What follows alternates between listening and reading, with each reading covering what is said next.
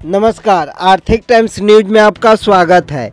पश्चिम बंगाल प्रदेश कांग्रेस कार्यालय विधान भवन में बसंत उत्सव का आयोजन किया गया। इस अवसर पर हमारे रिपोर्टर ने प्रदेश कांग्रेस के सभापति शुभंकर सरकार से बातचीत किया। इस दौरान उन्होंने प्रदेशवासियों को अमन भाईचारे का संदेश दिया और क्या कहा, आइए जानते हैं। তোলপাড় যেভাবে চলছে প্রদেশ কংগ্রেসের সভাপতি হিসেবে আজকে আপনি কি বলবেন যে এই যে হোলি মিলন আপনারা করছেন, কি বলবেন আজকে কি ব্যাপারে তোলপাড়?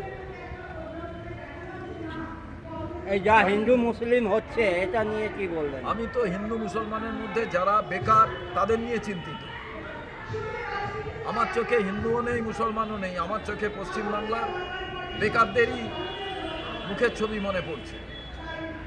সেখানে আমি কোনো বেকারদের কোনো জাত ধর্ম দেখছি না, একটাই তাদের কথা যে ভোজন পাচ্ছি না, অর্থাৎ খাবার পাচ্ছি না, আমাদের চাকরি নেই, আমাদের নিজেদের চেষ্টায় যে রোজগার করব তার পরিবেশ নেই।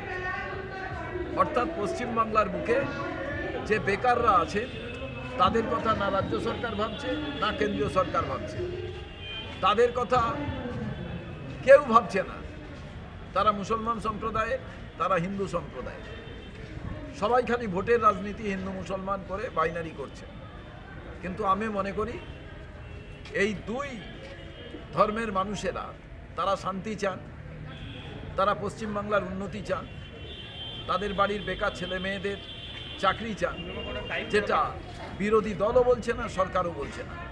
এটাই পশ্চিমবাংলার সবথেকে দুর্ভাগ্যের বিষয়।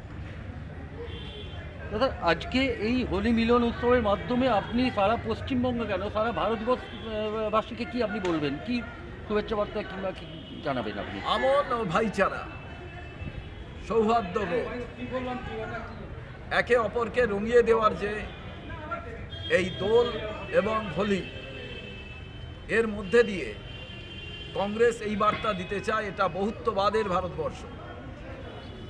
এখানে যেমন দোল খেলা হয়, এখানে হোলি হয়, যে যার মতো রং নিয়ে সে অন্যকে রাঙিয়ে দেয়। কেন? অনেক যন্ত্রণা, অনেক কষ্ট, অনেক দুঃখ, অনেক দুর্দশার মধ্যেও মানুষ কিছুটা নিজেদের রঙিয়ে রাখতে চায়। আর সবথেকে বড় সৌন্দর্য এখানে যারাই রং খেলেন তারাই আবার সারাদিন উপোস করে রোজা রেখে তারা ইফতার করেন। তার কারণ এই বাংলায়, এই ভারতবর্ষে বহু মানুষ খেতে পান না। তাদের যে না খাওয়ার যন্ত্রণা, ক্ষুধাতুর শিশু চায় না স্বরাজ, চায় শুধু একটু ভাত আর নুন। সেই ভাত আর নুন না পেলে কি কষ্ট হয়, তাই সকাল থেকে রোজার মাধ্যমে, উপবাসের মাধ্যমে তারা নিজেরা উপলব্ধি করতে চান, তারপরে তারা ইফতার করেন।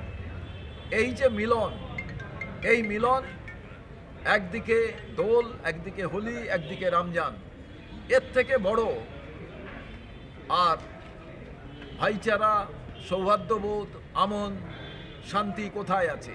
সমস্ত রঙকে মিশিয়ে দিন এক জায়গায়।